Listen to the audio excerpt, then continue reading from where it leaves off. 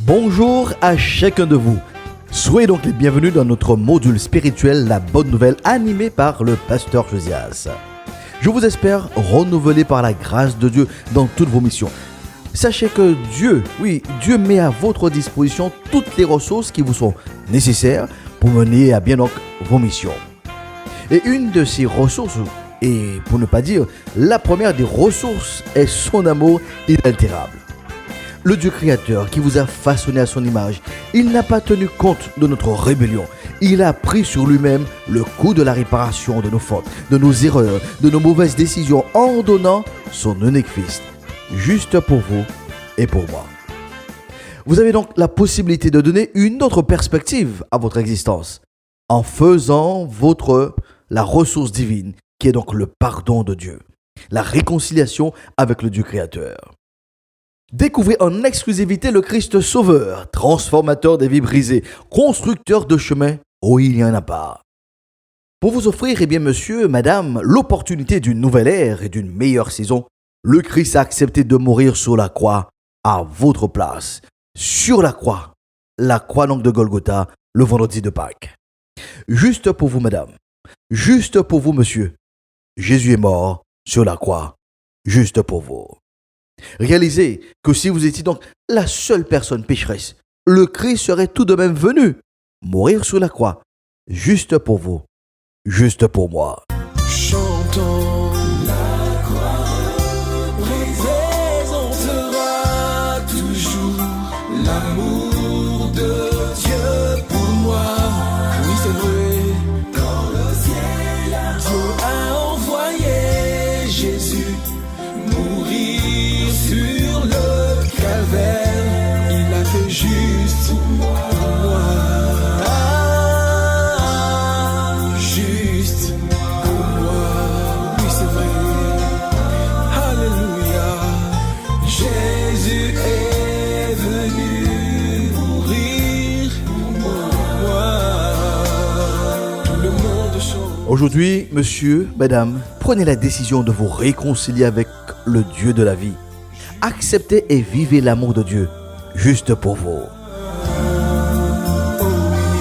Jésus est venu mourir pour moi.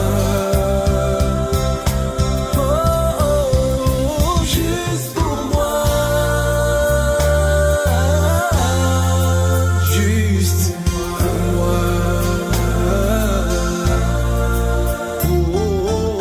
Jésus est venu. Alléluia, alléluia. Chantons encore juste. Je vous invite à poursuivre et à terminer notre réflexion sur le temps. Nous cherchons à comprendre comment nous pouvons et comment surtout nous devons racheter le temps. Lors de notre dernière session, nous avons vu l'importance d'avoir donc des priorités donc dans sa vie. Pour atteindre et concrétiser ces priorités, le rythme est un jour à la fois. C'est l'unité de mesure de la réussite, un jour à la fois. Chaque jour et chaque nuit contiennent des informations précieuses qui nous révèlent la personne de Dieu, qui nous apprennent un peu plus sur nous-mêmes, qui nous aident à mieux comprendre notre mission sur la terre et qui nous conduisent bien sûr dans notre destinée. C'est l'apôtre Paul qui nous laisse cette exhortation donc en Éphésiens 5, versets 15 à 17 sur notre gestion du temps. Il déclare « Prenez donc garde de vous conduire avec circonspection, non comme des insensés mais comme des sages. Rachetez le temps car les jours sont mauvais. C'est pourquoi ne soyez pas inconsidérés mais comprenez quelle est donc la volonté du Seigneur. » Pour mieux s'approprier donc les principes autour donc du rachat du temps, je vous invite à relire ce même passage et bien donc dans une autre version où il est dit « Ainsi, prenez bien garde à votre manière de vivre. Ne vous conduisez pas comme des ignorants, mais comme des sages. Faites un bon usage de toute occasion qui se présente à vous, car les jours que nous vivons sont mauvais. Ne soyez pas déraisonnables, mais efforcez-vous de comprendre ce que le Seigneur attend de vous. » Et s'il est avéré que nous ne pouvons pas arrêter le temps, cette vérité ne nous déresponsabilise pas de notre devoir de gérer le temps. La bonne gestion et une meilleure gestion de son temps reviennent donc à la bonne gestion et à une meilleure gestion de sa vie, de son existence. Je vous propose donc quelques conseils pratiques pour racheter le temps. Premièrement, organisez, planifiez chaque jour en fonction de la mission, de la raison d'être de votre existence, de votre destinée. Nous avons compris que personne ne passe sur la terre par hasard, ni sans but. Il y a toujours un but, une raison attachée à votre existence. C'est en utilisant la ressource temps que je peux atteindre le but. La meilleure manière que vous et moi nous avons pour bien gérer donc notre vie, c'est en le faisant un jour à la fois. Prenez-vous le temps d'établir votre agenda de la journée, de la semaine, du mois? Avez-vous déjà arrêté pour vos objectifs des dates butoirs dans 3, 6, 9 mois? Je vous encourage à prendre le temps de la préparation de votre journée. Finalisez-la, soit la veille ou le matin par exemple, après avoir remercié Dieu pour le souffle de vie et avant de démarrer quoi que ce soit. Deuxièmement, devenez maître de votre temps en menant une vie, une existence intentionnelle, réfléchie à l'exemple du Christ. Vous et moi, nous ne pouvons pas nous autoriser à vivre pour vivre. Nous ne pouvons pas laisser le soin aux autres de définir nos priorités, ni le sens de notre vie. Le Christ nous donne une leçon sur la manière de gérer son temps en fonction de ses priorités. Il n'a pas été un touriste, se baladant de ville en village. Il n'a pas fait des miracles, ni pour faire plaisir aux autres, ni pour se faire voir. Le Christ a mené chaque jour une vie intentionnelle. C'est ainsi qu'il déclare en Jean 5, verset 19. En vérité, je vous le dis, le Fils ne peut rien faire de lui-même. Il ne fait que ce qu'il voit au Père. Et tout ce que le Père fait, le Fils aussi le fait pareillement.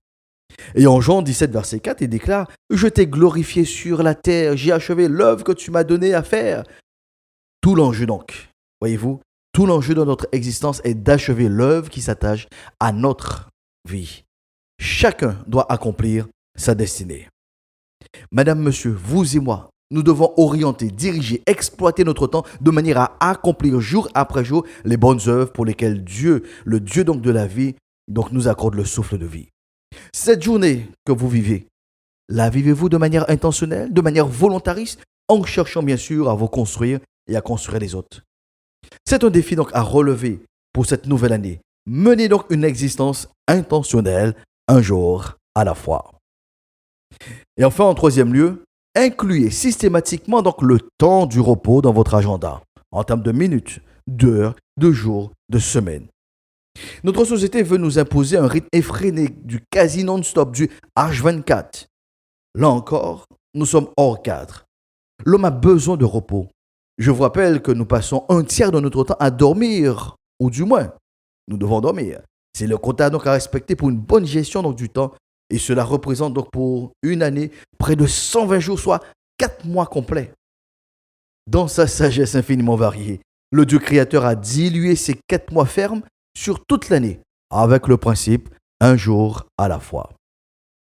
De plus, et par-dessus tout, Dieu donne lui-même l'exemple à la création. Et il nous dit en Genèse 2, versets 1 à 3, « Ainsi furent achevés donc les cieux et la terre et toute leur armée. Dieu acheva au 7e jour son œuvre qu'il avait faite, et il se reposa au 7e jour de toute son œuvre qu'il avait faite. Dieu bénit le 7e jour et le sanctifia, parce qu'en ce jour, il se reposa de toute son œuvre qu'il avait créée en la faisant. » Dieu a initié la notion donc, du repos en se l'appliquant. Il le rappelle tout au long donc, de la Bible, l'importance donc, du repos. Madame, monsieur, ne culpabilisez pas parce que vous incluez le repos dans votre agenda. Le monde ne s'écroulera pas parce que vous êtes reposé. Pour terminer cette session, je vous invite à bien noter cet adage. Appliquez donc ce principe dans votre vie. Écoutez bien, si vous échouez de planifier, vous avez planifié d'échouer. Je reprends donc, si vous échouez de planifier, vous avez planifié d'échouer. Alors, prenez le temps de tout préparer, le temps de tout planifier dans votre vie. Pour ma part, j'avais donc planifié 10 minutes pour notre session hebdomadaire. Nous sommes donc arrivés au terme. de l'émission donc Bonne Nouvelle. Nous nous retrouverons donc la prochaine fois pour une prochaine session, en précisant bien si Dieu le veut. Pour cette nouvelle semaine de transition, proclamons donc ensemble la paix de Dieu soit avec vous pour une meilleure saison.